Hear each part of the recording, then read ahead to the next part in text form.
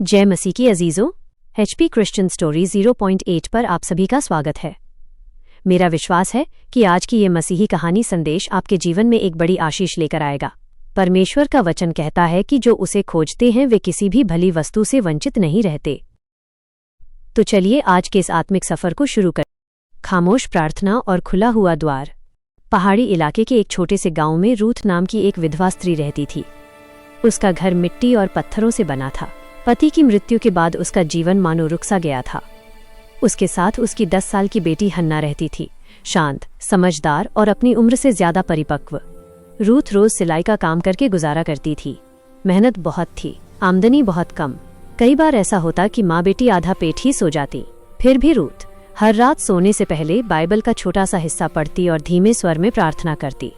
वो जोर से कभी कुछ नहीं मांगती थी, बस कहती, हे प्रभु यीशु, तू जानता है मुझे क्या चाहिए। एक दिन गांव के जमींदार ने खबर भेजी कि जिन लोगों ने कर नहीं चुकाया उनके घर जब्त कर लिए जाएंगे। रूथ के पास पैसे नहीं थे। वो जानती थी अब उसका घर भी चला जाएगा। उस रात उसने बहुत देर तक प्रार्थना की। कोई आंसू नहीं, कोई शब्द नहीं, बस खामोशी। हन्ना ने पूछा, माँ, क्या यीशु हमारी सुन रहे हैं? रूथ ने बेटी को गले लगाया। हाँ, जब हम चुप होते हैं तब भी वो सुनते हैं। अगली सुबह रूथ सिलाई का काम लेकर पास के कस्बे गई। रास्ते में एक पुरानी चर्च के बाहर उसने भीड़ देखी। अंदर से किसी व्यक्ति की आवाज आ रही थी, प्रभु उन लोगों के लिए द्वार खोलता है जिनके लिए हर रास्ता बंद हो जाता है। रूथ अंदर चली गई। वह आदमी एक शिक्षक था जो यीशु के वचनों पर बात कर रहा था।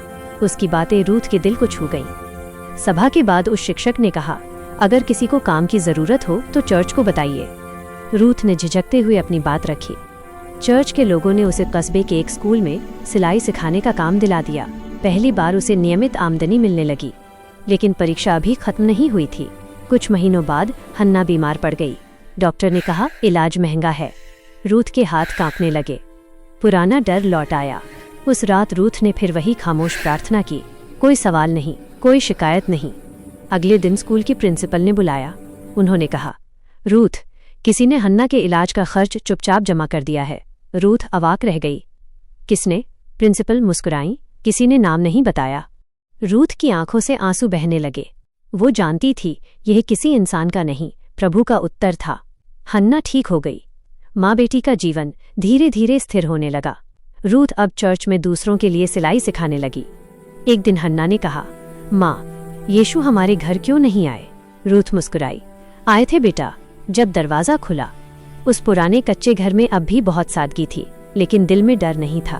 गांव की औरतें रूथ से पूछती, तू कभी शिकायत क्यों नहीं करती?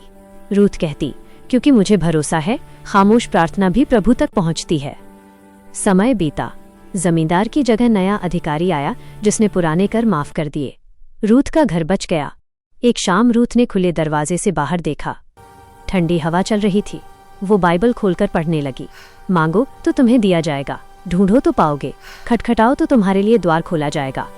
उसने किताब बंद की और मुस्कुराई। कहानी का संदेश। यीशु मसीह हर प्रार्थना का उत्तर देते हैं, कभी तुरंत, कभी किसी व्यक्ति के द्वारा और कभी बिना बताए।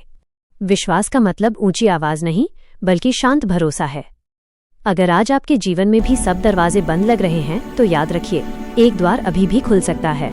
अजीजों, आज की इस वीडियो के माध्यम से हमने जो वचन और कहानी सुनी, मुझे पूरी उम्मीद है कि इससे आपको बहुत आशीष मिली होगी।